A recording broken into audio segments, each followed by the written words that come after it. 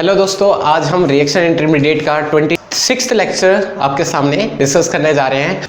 तो आज के लेक्चर में भाइयों हम जो चीज़ कवर अप करने जा रहे हैं, एक इम्पॉर्टेंट नेम रिएक्शन है जो फ्री रेडिकल से रिलेट करती है, और हम पढ़ ही रहे हैं केमिकल रिएक्शन इन्वॉल्व रेडिकल्स। तो हम जो आज के लेक्चर में जो केमिकल रिएक्शन जो हम कवर अप करने वाले हैं, जिसका नाम है कोलबेज इलेक्ट्रोलिसिस रिएक्शन।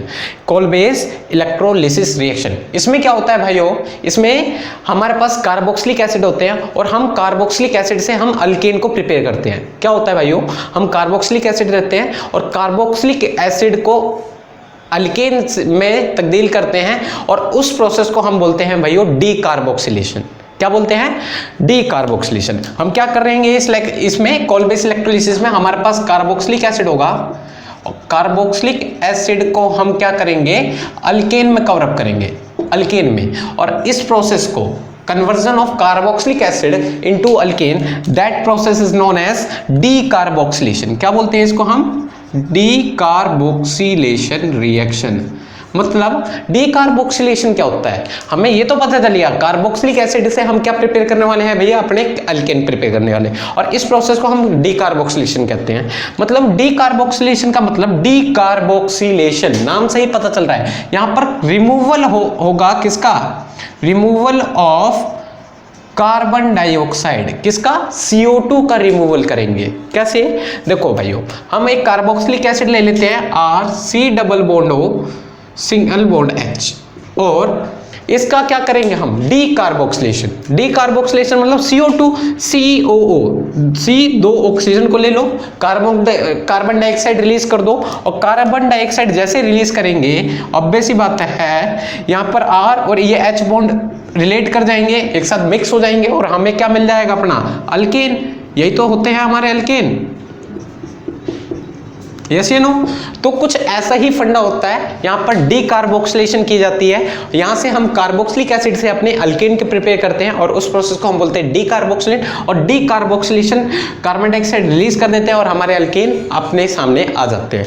भाइयों, जो हम आज करने वाले हैं डीकार्बोक्सिलेशन,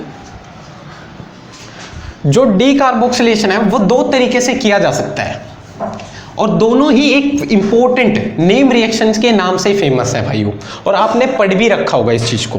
तो डीकार्बोक्सिलेशन, डीकार्बोक्सिलेशन दो तरीके से किया जा सकता है, दो तरीके से। तो एक तो है हमारा, क्या है भाइयों, एक है हमारा इलेक्ट्रिकल मेथड। क्या है? Electrical method. और एक है हमारा केमिकल मेथड।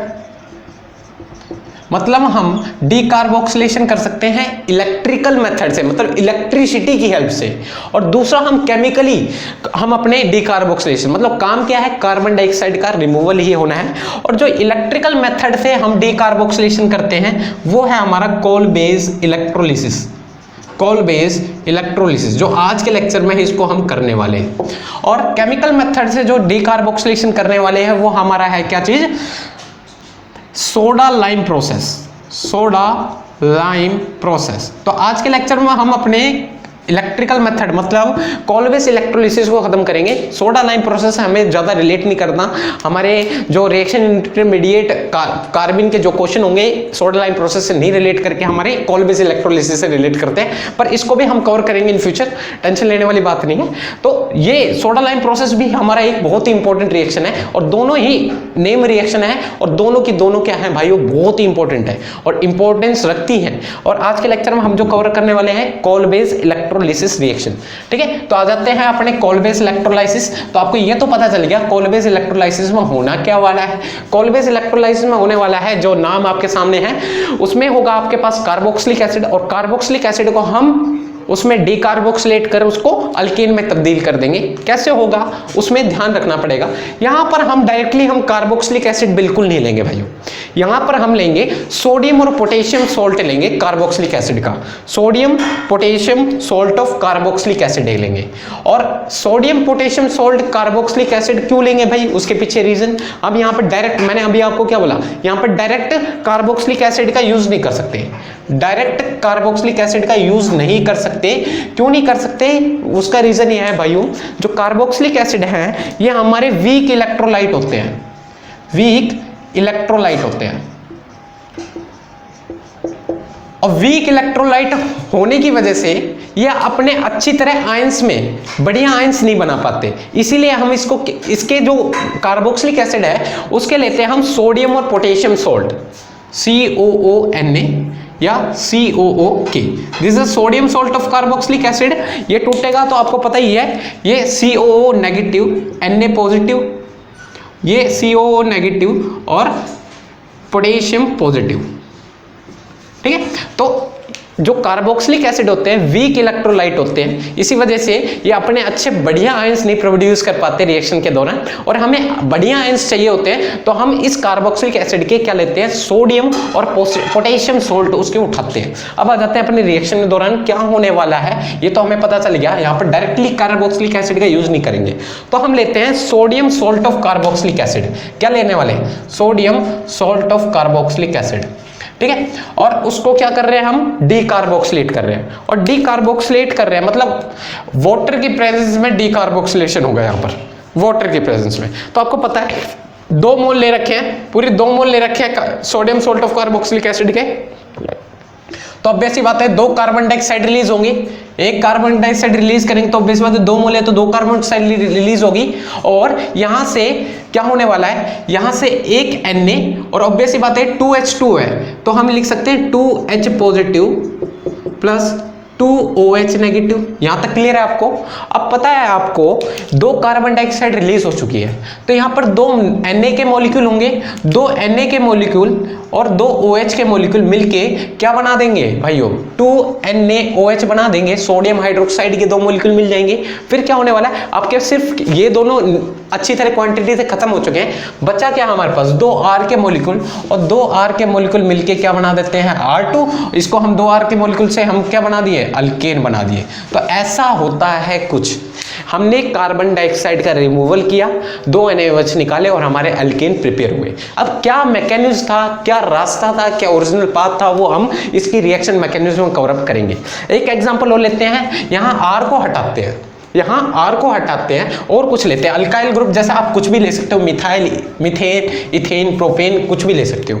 तो देखो यहाँ पर हमने लिए हैं 2 मोल्स लेने, आपको ऑब्वियस ही पता है COONA, और इसमें हम वाटर डालेंगे, वाटर भी 2 मोल ले लेंगे। और इसमें हम क्या कर रहे हैं, इलेक्ट्रोलिसिस कर रहे हैं, इलेक्ट्रोलिसिस।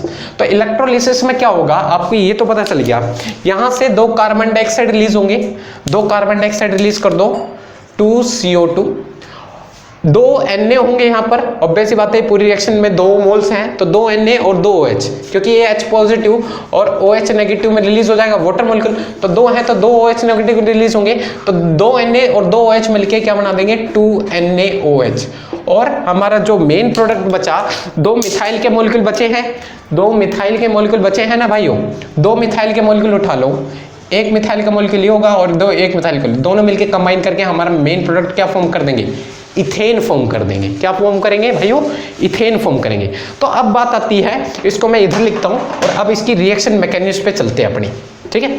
तो रिएक्शन मैकेनिज्म को समझने के लिए आपको इतना ध्यान रखना पड़ेगा। तो ये हमारा मेन प्रोडक्ट है हमारा इथेन। तो रिएक्शन मैकेनिज्म पे चलते हैं। तो रिएक्शन मैकेनिज्म क्या है, तो यहाँ पर भाइयों हमने 2 इलेक्ट्रोलाइट यूज किए, 2 इलेक्ट्रोलाइट यूज किए नहीं है। तो आ जाते हैं हम अपने मैकेनिज्म के ऊपर। यहाँ पे एक इलेक्ट्रोलाइट है हमारा sodium salt of carboxylic acid, और दूसरा इलेक्ट्रोलाइट का काम कौन कर रहा है यहाँ पे, वाटर मॉलिक्यूल। तो बात आती है, पहला जो स्टेप होता है इसमें क्या होता है, दोनों इलेक्ट्रोलाइट को आयंस में तोड़ दो, दोनों इलेक्ट्रोलाइट को आयंस में तोड़ दो। देखो हमारे पास 2 इलेक्ट्रोलाइट है, एक है हमारे पास 2CH3COONA, ये टूटेगा, ऑब्वियस सी बात है ये टूटेगा तो 2CH3COO नेगेटिव और Na पॉजिटिव में टूटेगा, और 2 Na होंगे तो 2 Na पॉजिटिव टूटेंगे। और एक हमारा होगा वाटर मॉलिक्यूल, वाटर मॉलिक्यूल टूटेगा किस किस में, वाटर मॉलिक्यूल कहाँ है हमारा, हाँ 2H2 है, आपको पता है 2H2 है तो 2H के पॉजिटिव निकलेंगे, H positive plus OH negative में टूटता है जैसे मैंने आपको दिखाया। तो यहाँ पे 2 मोल्स है तो 2H नेगेटिव रिलीज होंगे। तो यहाँ पर दो नेगेटिव पार्ट, मतलब दो एनाइन फॉर्म हुए और दो कैटाइन फॉर्म हुए, तो इस चीज का थोड़ा ध्यान रखेंगे। अब हम क्या कर रहे हैं भाइयों, इलेक्ट्रोलिसिस कर रहे हैं, मतलब कोल्बे इलेक्ट्रोलिसिस। तो आपको पता है यहाँ पर हम कंटेनर में करते हैं, और कंटेनर में दो चीजें होती है, एक एनोड होता है, एक कैथोड होता है। एनोड हमारा पॉजिटिवली चार्ज होता है, क्या होता है भाइयों, पॉजिटिवली चार्ज होता है, और कैथोड हमारा नेगेटिवली चार्ज होता है, और इसको हम एक इलेक्ट्रिसिटी बैटरी के थ्रू यहाँ कनेक्ट करते हैं, इलेक्ट्रिसिटी पास करेंगे तभी तो कोल्बेज इलेक्ट्रोलिसिस होगी। तो यहाँ पे क्या होता है, हमारा जो नेगेटिवली चार्ज पार्टिकल वो एनोड के पास जाएगा, ऑब्वियस सी बात है, नेगेटिव पॉजिटिव अट्रैक्ट करेंगे, मतलब यहाँ नेगेटिवली चार्ज पार्टिकल एनोड के पास जाएगा और पॉजिटिव चार्ज पार्टिकल कैथोड के पास जाएगा। तो हम चलते हैं, हमारे पास दो इलेक्ट्रोड होंगे, एट एनोड और एट कैथोड। तो यहाँ पे भी हमें एट एनोड पहले देखना है। तो एनोड जो है हमारा वो क्या चार्ज होगा, इसके पास पॉजिटिवली चार्ज होगा, पॉजिटिवली चार्ज होगा। तो पॉजिटिवली चार्ज है तो ये हम एट एनोड कर रहे हैं, तो भाइयों यहाँ पर पॉजिटिवली चार्ज है, तो हमारे पास ये एनोड पॉजिटिवली चार्ज है, ये तो हमें पता चल गया। बात आती है पॉजिटिवली चार्ज है तो इसके पास कौन से आयन्स आने चाहिए, नेगेटिवली चार्ज आयन। तो यहाँ पे एक चीज नोटिस करो, हमारे पास दो तरीके नेगेटिवली चार्ज आयन्स है, एक ये आयन्स है और एक ये आयन्स है। भाइयों इन दोनों नेगेटिवली चार्ज आयन्स में सबसे ज्यादा माइग्रेटरी एप्टीट्यूड, मतलब जो इसका डिस्चार्ज होने का जो एप्टीट्यूड है, ये कार्बोक्सिलेट एनाइन के जो क्या बोलते हैं, डिस्चार्ज होने का, डिस्चार्ज तो होंगे, ऑब्वियस बात है, जब पॉजिटिव नेगेटिव चार्ज पॉजिटिव के पास जाएगा तो न्यूट्रल होगा, मतलब अपने आयंस को डिस्चार्ज करने जा रहा है। तो ऑब्वियस बात है यहाँ पर जो ये कार्बोक्सिलेट एनाइन है, इसका डिस्चार्ज करने का एप्टीट्यूड होता है ना, वो भाइयों ज्यादा होता है as compared to OH negative ion. तो यहाँ पर OH नेगेटिव आयन नहीं जा पाता, कार्बोक्सिलेट एनाइन जा पाता है। तो यहाँ पर जो कार्बोक्सिलेट एनाइन है ये क्या करता है, यहाँ पर नेगेटिव चार्ज दिखा दो अभी, यस या नो, तो नेगेटिव चार्ज है।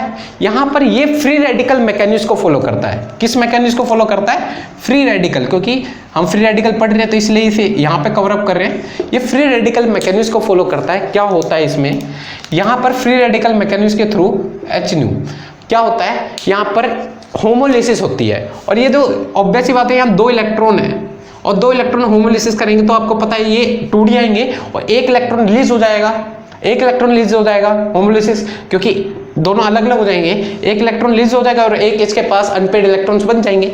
तो यहाँ पर दो मोल है तो दो इलेक्ट्रॉन रिलीज होंगे, ऑब्वियस सी बात है। तो हमारे पास कुछ इस तरह की कंडीशन खड़ी हो जाएगी, एक इलेक्ट्रॉन से मिल जाएंगे और दो इलेक्ट्रॉन्स रिमूव हो जाएंगे। ये क्लियर हुआ। अब बात आती है, इसको पकड़ो, किस चीज को, इसको पकड़ो, इसको पकड़ के हम क्या करेंगे, क्या करने वाले हैं, इस चीज को देखो, देखो इसको खड़ा करो, 2CH3 C double bond O single bond O के ऊपर फ्री रेडिकल है। यहाँ पे क्या होता है, यहाँ पर ये फिर दोबारा होमोलिसिस करते हैं।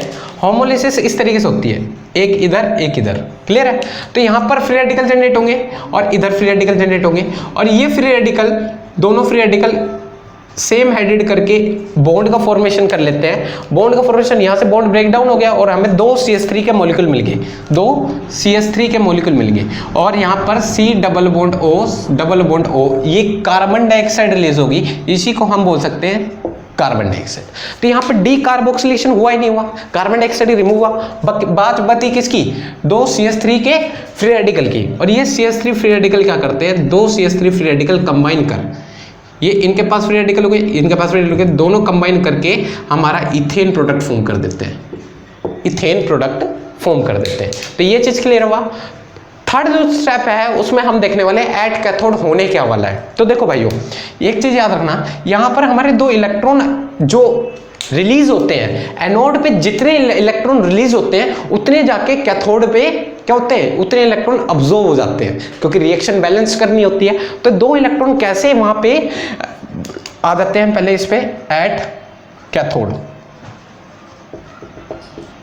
तो इतना पहले क्लियर करना, जितने इलेक्ट्रॉन रिलीज होंगे एनोड से उतने ही इलेक्ट्रॉन कहाँ पे होंगे, कैथोड पे अब्जॉर्ब होंगे। कैसे, वहां पे ध्यान दो, कैथोड हमारा क्या होता है, नेगेटिवली चार्ज होता है भाइयों, और नेगेटिव चार्ज होने की वजह से इसके पास कौन से आयन आने चाहिए, पॉजिटिवली चार्ज आने चाहिए, तो यहाँ पे देखो पॉजिटिवली चार्ज आए दो तरीके हैं, एक Na पॉजिटिव है, H पॉजिटिव है। जैसा कि मैंने बोला था इन दोनों का माइग्रेटरी एप्टीट्यूड डिस्चार्ज होने का इसका ज्यादा होता था एज कम्पेयर टू इसका, तो इन दोनों में जो माइग्रेटरी एप्टीट्यूड है H पॉजिटिव का ज्यादा पाया गया एज कम्पेयर टू इसका, तो यहाँ पर H पॉजिटिव आते हैं और दो मॉलिक्यूल H पॉजिटिव के, और ऑब्वियस ही बात है यहाँ पे दो इलेक्ट्रॉन्स हैं, क्या भाइयों दो इलेक्ट्रॉन्स हैं और दो H पॉजिटिव, इसको दो इलेक्ट्रॉन्स की कमी है, एक H पॉजिटिव के पास एक इलेक्ट्रॉन की कमी, दो है तो दो इलेक्ट्रॉन कंबाइन करके क्या बना देते हैं H2 मॉलिक्यूल फॉर्म कर देते हैं और हमारी रिएक्शन तैयार हो जाती है। तो हमें रिएक्शन के दौरान क्या क्या चाहिए होता है भैया, दो कार्बन डाइऑक्साइड रिलीज होनी चाहिए, दो सोडियम हाइड्रोक्साइड रिलीज होने चाहिए, इथेन के मॉलिक्यूल रिलीज होने चाहिए और बचे हुए, देखो यहाँ पर ध्यान देना, यहाँ पर दो हाइड्रोक्साइड रिलीज होंगे तो यहाँ पे दो हाइड्रोजन बन जाते हैं, तो दो हाइड्रोजन यहाँ दिखा दे रहा हूँ, क्लियर है। तो यहाँ पे देखो हमारा कार्बन डाइऑक्साइड रिलीज हुआ, देखो ये रहा कार्बन डाइऑक्साइड रिलीज हुआ, क्लियर है, और यहाँ पे दो मॉलिक्यूल था तो यहाँ पे दो कार्बन डाइऑक्साइड भी रिलीज होंगे, मतलब दो CO2 रिलीज हो गए, तो यहाँ पे हमारा दो CO2 रिलीज हो गया, देख सकते हो आप, ठीक है। इथेन के मॉलिक्यूल फॉर्म हुए, ये हमारा इथेन का मॉलिक्यूल फॉर्म हो चुका है, ये देख सकते हो आप। और क्या कर सकते हैं हम आखिरी यहाँ पर दो H2 के मॉलिक्यूल रिलीज हुए, तो यहाँ पे दो H2 के मॉलिक्यूल रिलीज, तो हमारी ये थी मैकेनिज्म कोल्बे इलेक्ट्रोलिसिस की। इतना ध्यान रखना कोल्बे इलेक्ट्रोलिसिस में क्या होता है भाइयों, हमें सोडियम और पोटेशियम सोल्ट लेने पड़ते हैं कार्बोक्सिलिक एसिड से, जिससे बेटर आयन प्रोड्यूस होते हैं, फिर कार्बन डाइऑक्साइड रिलीज कर देते हैं, हमारे इथेन मॉलिक्यूल फॉर्म हो जाते हैं, मतलब अल्केन फॉर्म हो जाते हैं। ये चीज क्लियर हुआ। एट एनोड क्या हुई, एट कैथोड क्या हुई, वो चीज आपने देख लिया, ठीक है भाइयों। ये आपके पास प्रॉपर मैकेनिज्म होगी। अब बात आती है इसकी कुछ खास बातें क्या होती है भाइयों, कोल्बेस इलेक्ट्रोलिसिस की कुछ इंपॉर्टेंट बातें हैं। क्या है, कोल्बेस इलेक्ट्रोलिसिस हमेशा हमारे क्या करेगा, अल्केन फॉर्म करेगा। क्या करेगा भाइयों, Kolbe's electrolysis always give alkane with even number of carbon atom. कैसे, हमेशा even number of carbon atom form करेगा, इथेन फॉर्म करेगा, ब्यूटेन फॉर्म करेगा, मीथेन और प्रोपेन कभी नहीं फॉर्म करता। तो कोल्बे इलेक्ट्रोलिसिस से हम मीथेन कभी नहीं प्रिपेयर कर सकते, ठीक। तो even number of carbon atoms के दौरान हम अपने अल्केन फॉर्म कर सकते हैं। और इस जो ये कोल्बे इलेक्ट्रोलिसिस है, इससे हम अपने मीथेन को नहीं प्रिपेयर कर सकते, दूसरी बात ये पता चल गई। और क्या होने वाला है, कोल्बेस इलेक्ट्रोलिसिस से अपने हम अल्कीन, अल्काइन और अल्केन तो प्रिपेयर करना सीख लिए, अल्केन तो प्रिपेयर कर ही लेंगे, अल्कीन भी प्रिपेयर कर सकते हैं हम, अल्काइन भी प्रिपेयर कर सकते हैं और साइक्लो अल्केन ग्रुप भी बना सकते हैं, मतलब हम साइक्लो प्रोडक्ट भी बना सकते हैं। अभी तो हमने अल्केन प्रिपेयर करके देखे, अब हम अल्कीन प्रिपेयर करके देखते हैं और अपने अल्काइन और आखिरी जो हमारे साइक्लो अल्केन ग्रुप कैसे प्रिपेयर कर सकते हैं उस चीज को हम देखने वाले हैं। तो एक एक करके इनको देखेंगे, मैकेनिज्म यही रहेगी, फॉलो इसी को ही हम करेंगे। अब आपको मैकेनिज्म ना लेके आप शॉर्ट पे लेके चलते हैं, मैकेनिज्म तो आपको क्लियर होगी, रिएक्शन हमें क्वेश्चन किस तरीके से करना है उस चीज पे चलते हैं।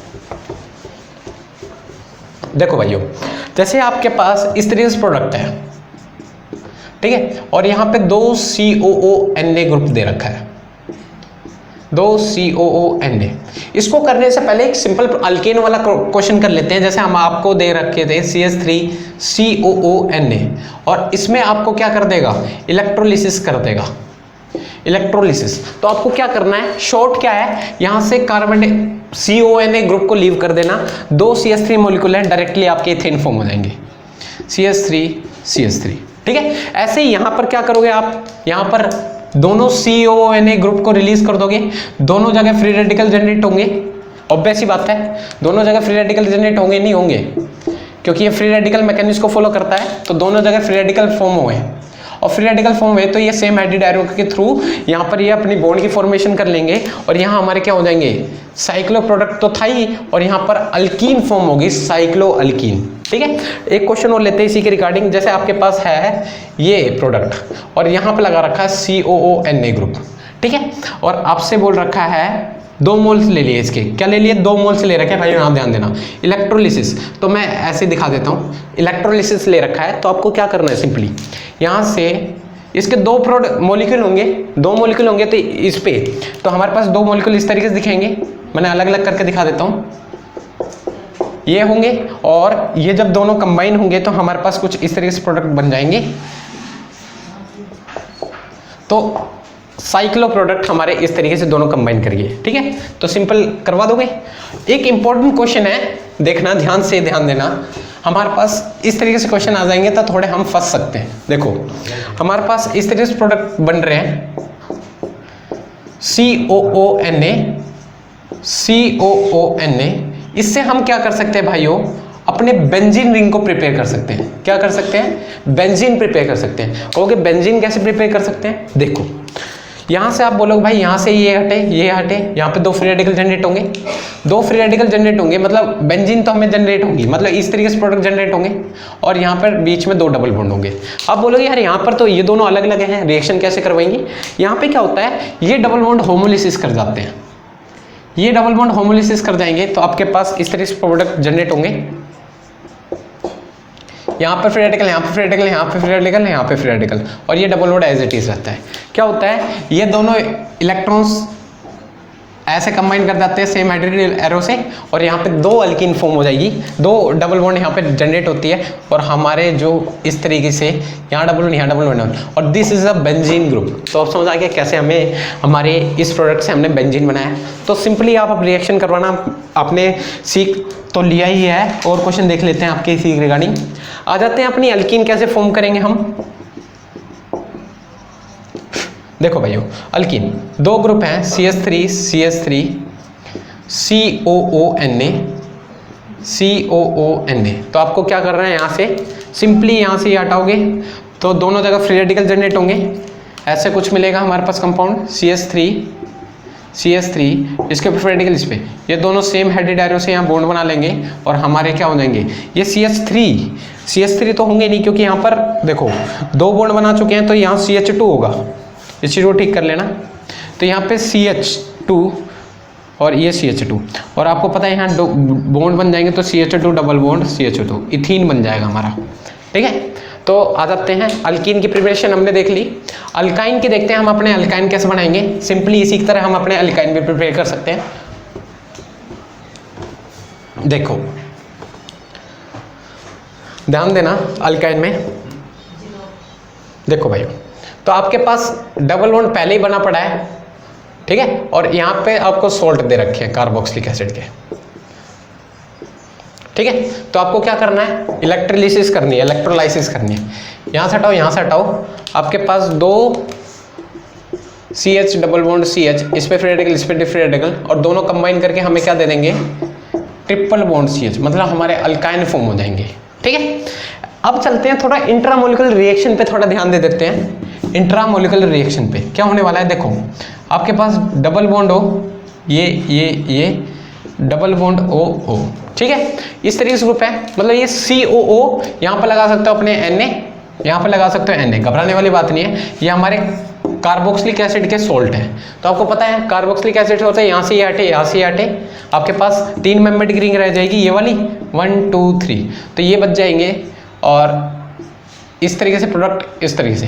तो आपको पता है ये दोनों अपने इलेक्ट्रॉन यहाँ उतारेंगे, और यहाँ पर क्या होता है, एक साइक्लोअल्केन फॉर्म हो जाते हैं जिसका नाम है साइक्लोप्रोपेन, ठीक है। तो हमने अपने साइक्लो प्रोडक्ट भी बनाना सीख लिया है।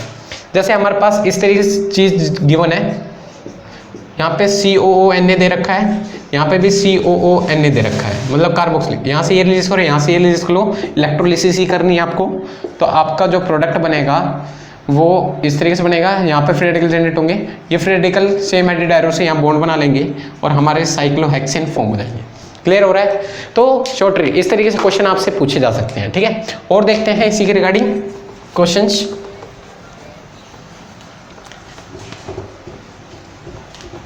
देखो भाइयों अब आपको थोड़ा अलर्ट और रहना पड़ेगा, जैसे इस टाइप के क्वेश्चन आ सकते हैं,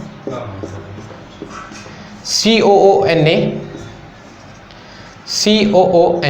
ठीक है।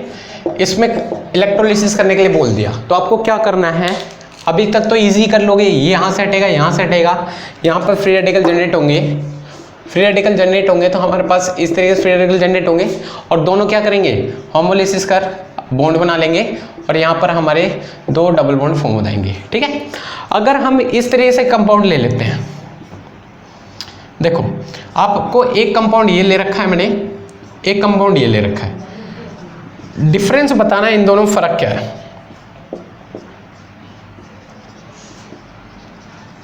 देखो आप क्या करोगे, दोनों में यहाँ से यहाँ हटा दोगे तो आपके पास इस तरीके से फ्री रेडिकल जनरेट होंगे जो हमारे पास हैं, यहाँ फ्री रेडिकल, यहाँ फ्री रेडिकल, और ये सेम हेडेड एरो से यहाँ बॉन्ड बना के एक अल्कीन की रिंग फॉर्म कर देंगे। पर इसके केस में क्या करोगे आप कहोगे ये भी हमारा इसी तरीके से काम कर देंगे, यहाँ से हटेंगे, यहाँ से हटेंगे, और हमारे पास इस तरीके से ये जनरेट हो जाएंगे, यहाँ डबल बॉन्ड इस तरीके से, और ये सेम हेडेड एरो से ये इस तरीके से प्रोडक्ट हमारे पास बना देंगे, ठीक है। पर यहाँ पर एक चीज़ यहाँ पर नोटिस करने वाली बात क्या है, ये जो प्रोडक्ट है ये दिस इज साइक्लोब्यूटाडाइन, साइक्लोब्यूटाडाइन, और this product is anti aromatic, और एंटी एरोमेटिक कंपाउंड क्या होता है, हाईली अनस्टेबल होते हैं, इसलिए ये फॉर्म कभी नहीं होंगे, ये रिएक्शन होगी ही नहीं, ये अपने आप को डायमराइज करके कुछ और बना लेगा, पर ये रिएक्शन नहीं होगी। यहाँ पर क्या होता है भाइयों, ये साइक्लिक है, कॉन्जुगेटेड है, प्लेनर है। देखो कॉन्जुगेशन किस लिए है, ये डबल बॉन्ड पूरी रिंग में कॉन्जुगेशन है, मतलब रेजोनेंस हो रही है पूरी रिंग में, तो साइक्लिक है, कॉन्जुगेटेड है, प्लेनर है, और इसके पास कितने पाई इलेक्ट्रॉन्स है, 4 पाई इलेक्ट्रॉन्स है, 1 2 3 4 पाई इलेक्ट्रॉन्स वाले सिस्टम क्या होते हैं, हमारे एंटी एरोमेटिक होते हैं। ये हमें हक्कल रूल के अकॉर्डिंग पता चल गया, जिन भाइयों को नहीं पता वो सीख सकते हैं एरोमेटिसिटी, जो मैंने जीओसी में बना रखी है वीडियो, एरोमेटिक कंपाउंड्स, ठीक है, तो वहाँ पे समझना मिल जाएगा आपको। तो ये एंटी एरोमेटिक कंपाउंड है और ये हाईली अनस्टेबल स्पीसीज होती है, इसलिए रिएक्शन के दौरान नहीं फॉर्म होते, या अपने आप को डायमराइज्ड कर लेता है, 2 मॉलिक्यूल यहाँ पे कंबाइन हो जाते हैं, और जो प्रोडक्ट है वो यहाँ पे आके मैं दिखा दे रहा हूँ, ये 2 इस तरीके से डायमराइज करके इस तरीके से प्रोडक्ट दे देते हैं, ठीक है। तो नोट करें इस चीज़ का, आज कोलबेज इलेक्ट्रोलिसिस का इतना काफ़ी है, और यहाँ पर कोलबे इलेक्ट्रोलिसिस अच्छी तरह खत्म कर ली विद मैकेनिज्म, और इसकी खास बातें क्या होता है, कार्बोक्सिलिक एसिड से अल्केन प्रिपेयर होते हैं, ये चीज़ हमने देख लिया, ठीक है। यहाँ पर डायरेक्टली कार्बोक्सिलिक एसिड यूज़ नहीं करते, क्योंकि कार्बोक्सिलिक एसिड क्या होते हैं, वीक इलेक्ट्रोलाइट होते हैं, ये चीज़ हमने देखी, ठीक है। तो even number of carbon atom के थ्रू हम यहाँ पर हम अपने अल्केन प्रिपेयर कर सकते हैं, ठीक है, नोट करें इस चीज़ को।